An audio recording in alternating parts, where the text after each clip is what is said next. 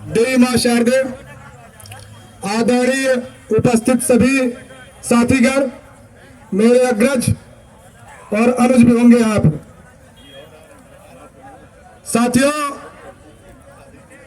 अपने बात कहने से पहले मैं एक पंक्ति कहना चाहूंगा।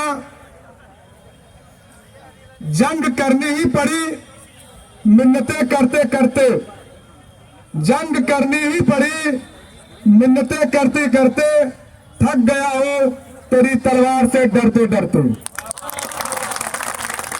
साथियों, हम लोगों ने अपने स्थानांतरण के लिए हर संभव प्रयास किया जो हम कर सकते थे।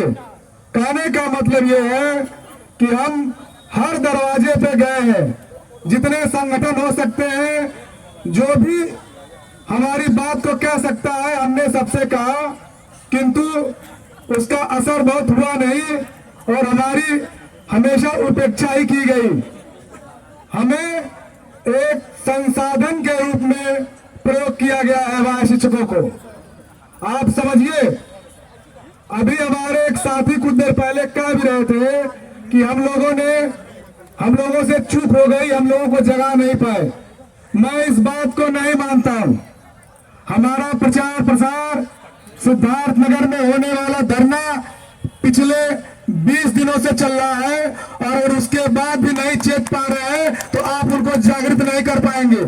और इसमें चूक आपकी नहीं है, चूक उनकी है और ये उनका दुर्भाग्य है।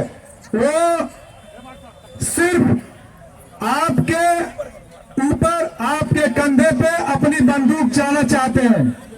मैं अपील करना चाहता हूं कि जितने भी हमारे साथी उपस्थित हैं, अपनी पीड़ा को समझें। आज हमारी मातृशक्तियां बैठी हुई है, हमारे साथी भी बैठे हुए हैं, लेकिन जरा अगर आप सोचेंगे अपने पिछले जीवन के बारे में, तो 10 वर्षों पहले आपने जिया होगा जब आप नौकरी में नहीं थे, तो हमारी पहली प्राथमिकता थी नौकरी।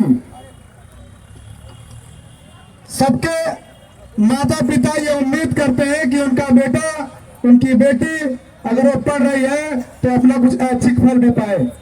हम लोगों ने, हमारे माता पिता ने बहुत सारे मनोरथ किए होंगे तो जाके हमें नौकरी मिली, किंतु जो हमने नौकरी चुनी थी वो ऐसी नहीं चुनी थी कि हमें बॉर्डर पे भेज दिया जाए या हमें कहीं कैद कर लिया जाए एक तरह से, जिसकी बेड़ियां दिखाई न दे रही हैं, तो हमें कैद कर लिया गया है। आज आप देखेंगे कि नौकरी करने के मिलने के बाद भी हमें संतोष नहीं है। कहते हैं कठिन परिश्रम से जो मिलता है फल, उसका स्वाद बहुत मीठा होता है, लेकिन हमें स्वाद ही मिल नहीं पाया है, क्योंकि हमारा तो परिश्रम अभी भी चल ही रहा है।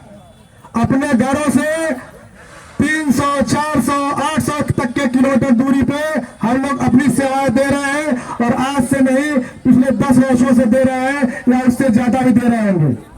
यहाँ पे उपस्थित जितने भी साथी हैं, न कोई 72,000 से है, न 29,000 से है, न 16,000, न 15,000, न 68,000। सभी लोग पीड़ित साथी हैं और काफी सालों से यहाँ पे संघर्ष कर रहे हैं। तो हम सबकी एक ही आवाज होनी चाहिए, स्थानांतरण।